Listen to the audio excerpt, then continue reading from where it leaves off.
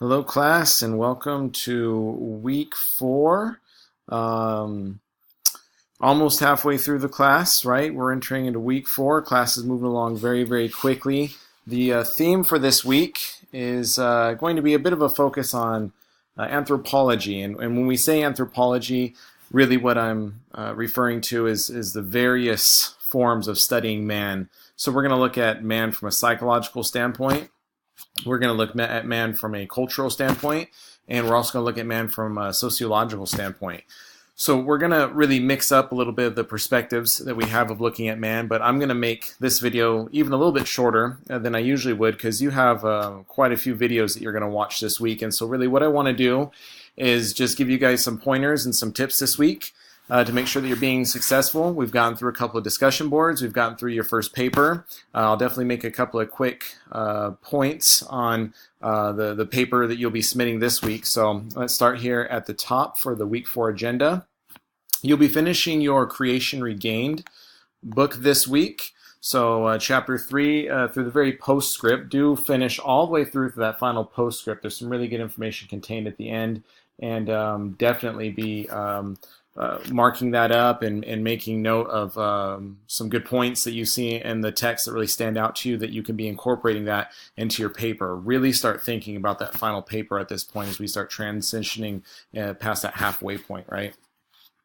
Next, you have Dr. Frederick actually wrote an article titled Recent Developments in Christian Theological Anthropology. And so you'll be reading that this week, and you'll actually be having to refer to this in your discussion board. So you're going to want to take a very close and careful read of this one as well. And some really great information contained within his article there. And below, again, like I said, you have quite a few videos that you're going to go through this week. And so this first one, Example from Psychology and Identifying Anthropological Concepts. So it's going to help you kind of break down these various forms that exist of studying man and help you make sense of the different various cultural anthropology versus psychology versus sociology. This is going to definitely help you separate those out. So again, watch those closely and carefully as you make your way through. That's a 2-part lecture. Also another one here on sociology and Christianity and helping tie that. Remember, bridging that gap, right? Making sure that we're looking at things in a consistent lens and ideally a biblical worldview lens as well. And then also one to help bridge the gap here again, Dr. Frederick helping out. And what's the difference between sociology and psychology, which is actually a pretty common question too. So very informative mini lecture there that you'll be watching this week.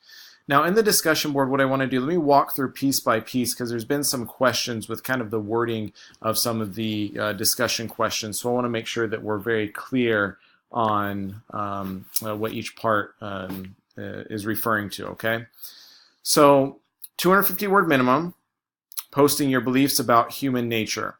Now in the discussion boards, again, it's a little bit more casual. You can use that first and second person. That's okay, but you still should be writing with proper grammar, proper syntax, etc., right? Because that is a part of it, that making sure that you're taking that time writing at an academic level, yet a casual level as well. Number 1, are humans fundamentally good or bad, right? So take your stance on that and then support your stance as well. Definitely utilizing some of the reading that we've done up to this point, and even more so some of the reading and lecture materials that we've went through this particular week. But are we fundamentally good or bad? There are various different schools of thought in psychology and sociology that have a lot to say. Some say that, actually a majority of them would say that humans are actually really, really good, especially humanism and other forms of, the existential movement would really be focused on how good we are. But Scripture would see it a little bit different. So definitely take your stance on that, but support. The biggest thing is support that stance.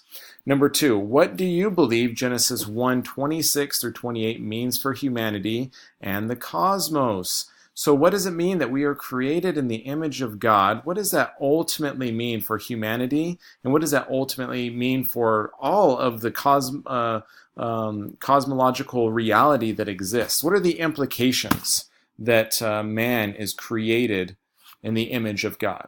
right? So you're going to start basically saying, what do you believe this means for not only humanity, which would mean the world, but what does that mean for all of reality in general?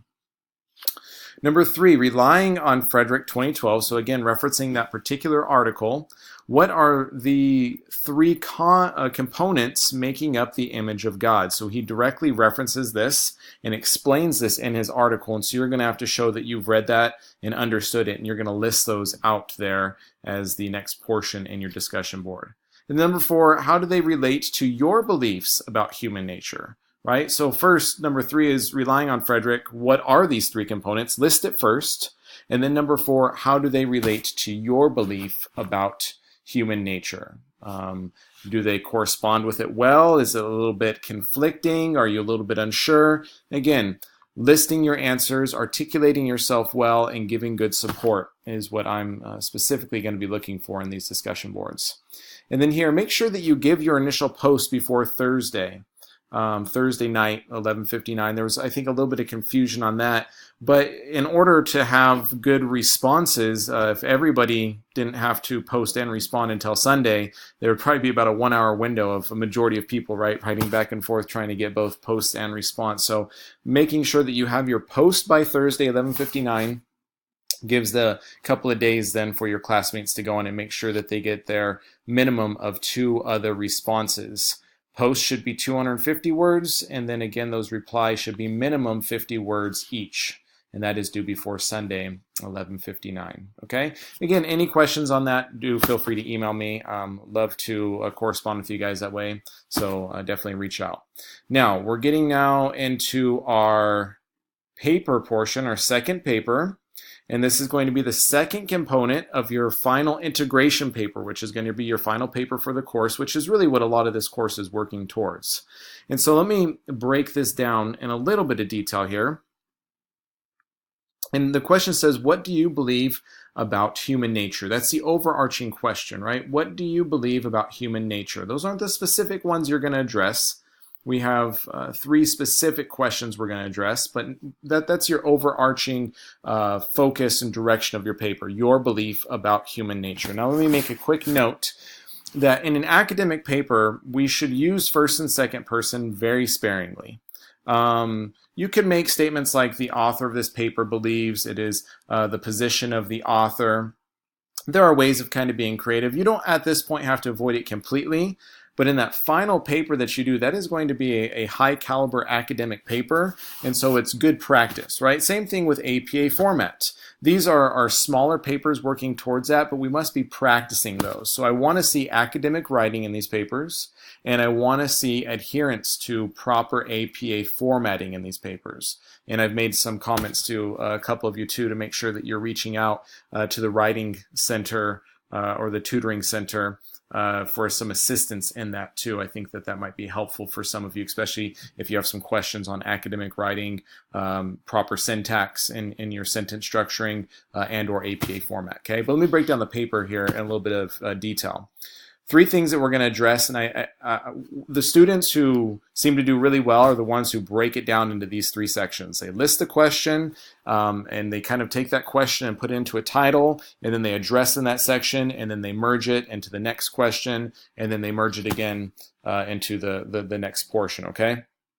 So number 1 says, what role does human action have in being human? Do humans have a purpose? Are actions moral? So when it says human action, the things that we do, right? So what role do the things that we do have in being human? Okay, so what is the connection between how we act as humans, right, and that actually pertaining to our humanity? You may have heard the statement before of, that person's just an animal, or, maybe there's a person who committed some atrocious crimes. That person's not human, right? What is the connection between our actions or one's actions and humanity? Okay, first part. Do humans have a purpose? Is there really a purpose to humans? And that's really that overarching question of what is the difference between a man or a woman and an animal, perhaps, right? What is that next level thing that creates humanity that makes them so much more special? And this particular question is, do humans, right, humanity, do they have a purpose? Or is it just, obviously many of you are Christians. I know through interacting with you, you would see, yeah, of course they do, right? God created man and woman for a very specific purpose. So this is where you'd want to put that point in, and you'd want to support that. Don't just say yes because, right? And then listing the information, definitely citing from the materials that you've read through, even more specifically this week.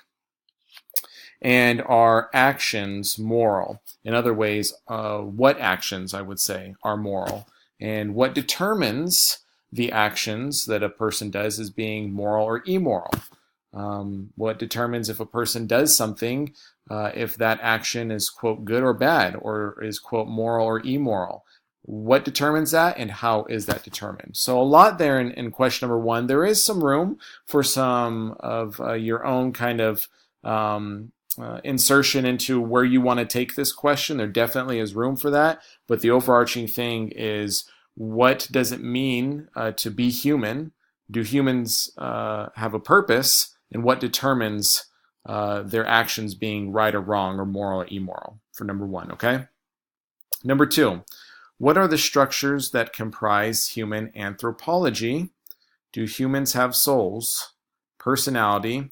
What structures are crucial to human nature? So the first one, what are the structures that comprise human anthropology? So what makes up a man, right? Not man, but what makes up the individual of a human? The fact that because they are higher level thinking, because they were made in the image of God, because of what they can do, because they're at the top of the food chain and they're the smartest, right? What are the structures that comprise ultimately human anthropology? Do humans have souls? Yes or no? And why or why not, right?